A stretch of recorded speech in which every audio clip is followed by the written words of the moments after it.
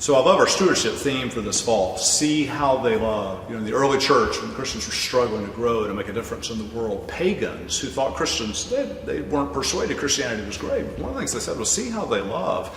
They loved each other. They loved other people. They loved needy people. It had a huge impact. And people began to be drawn to Christianity. So we come now to try to raise money for next year. And I just think about, these offering plates come around. I don't know if we think about this, because like our offering, it's for God, right? And that's different from just paying your bills, New Power or whoever.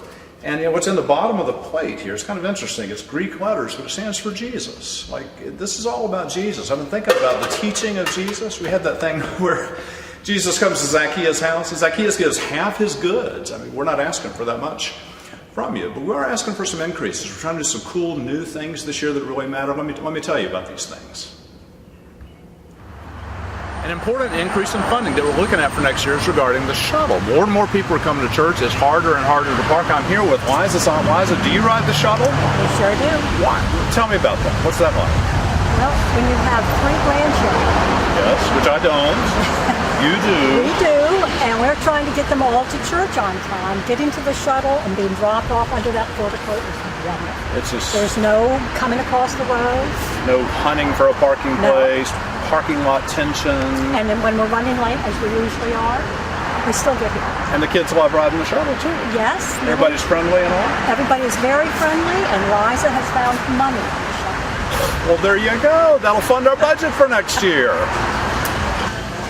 So another exciting mission funding thing that we do is Trinity's Table over South Tryon Community Church. I'm here with Joy Poe, who is an active leader in that. Joy, tell us about Trinity's Table.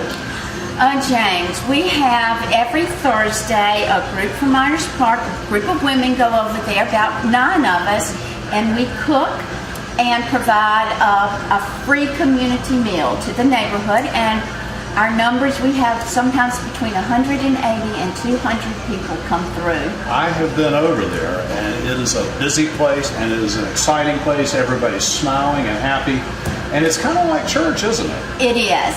We have decided that it is their church on Thursday because Tiffany Thomas, the minister over there, has provided, she's gotten someone on the organ, and they sing, and she gives a brief message, and so we say it's church on Thursday. And we're happy. And they really need the meal, and they love the reach out and the spiritual food that they get while they're there as well. Well, we have a lot of spiritual food. We, in fact, recently, another co-worker, Lynn Polk, and I went to a funeral for the mother of one of our guests that comes in, because she comes in, she has been coming in for a couple of years at 12:30, which is our ending time. And so we always have Marie a plate, and we've made her sick mother a plate to take home. And her mother died recently, and she came and asked us to please come to the funeral. So Lynn and I did. And she was so excited to tell her whole family that these ladies had fed her mother for 3 years. But you're building friends. And it is. Yeah. They're all my friends. I mean, Rabbit and Smallwood and Catherine and Michael. They are my best friends. This is your offering dollars making this cool stuff happen. One of the greatest initiatives we have in 2014 is this business of faith and mental health, or faith and mental illness. And we're looking at trying to think about an emotionally healthy spirituality. I'm here with Bill Roth, who's our pastor of congregational care. Bill, tell us a little bit about this series and why you think it's important for people. You see people all the time. We'll have to talk about that.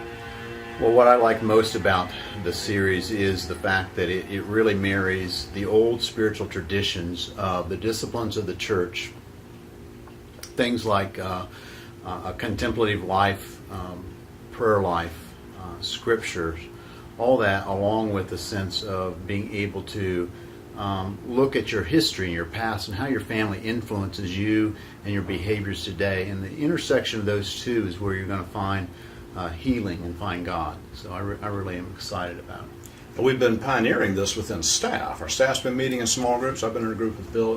That's been a good time, don't you think?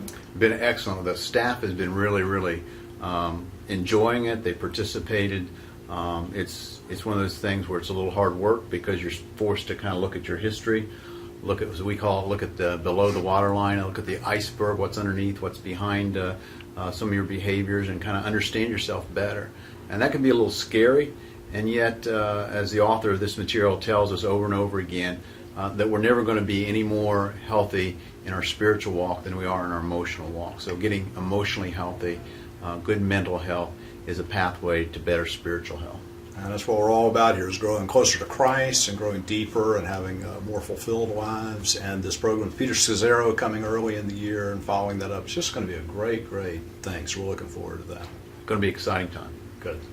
So now I'm here with Bryant Johnson in our youth building. And Bryant, a big thing that we're funding now that's a great opportunity for us is the year-round youth intern. Tell me about that and why it's important. Yeah, so the year-round youth intern, our goal is really twofold. One is that we think about our ability to be in ministry to other folks. What we look at as a national trend, and we see about one full-time staff person to 50 youth who are actively involved. So one way to increase our involvement and our ability to be in ministry to others is to add some folks, and so that will be helpful for us.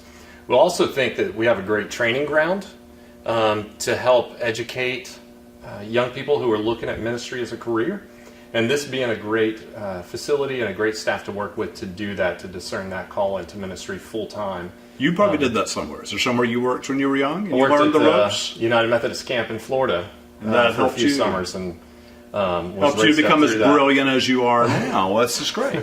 And our youth are so important. They require time, don't they? You For can't sure. just herd a bunch of them around there and hope they'll be okay. They need a lot of one-on-one interaction, small group A interaction. lot of relational pieces, yeah. There's a huge need for this. Absolutely. And Josh is going to be outstanding, right? Josh is outstanding. He is outstanding. All right. Well, thank you so much. Absolutely. So we're back here in one of our places of worship where we offer who we are and all that we have to God. I'm looking at this offering plate. There's in the bottom of it, it's a lovely work of art here. It's a cross, right? Jesus went to the cross for us. He spared no expense, if you will. I'm going to be hokey about that, but I mean, it's all about sacrifice. It's all about, self-giving with abandon.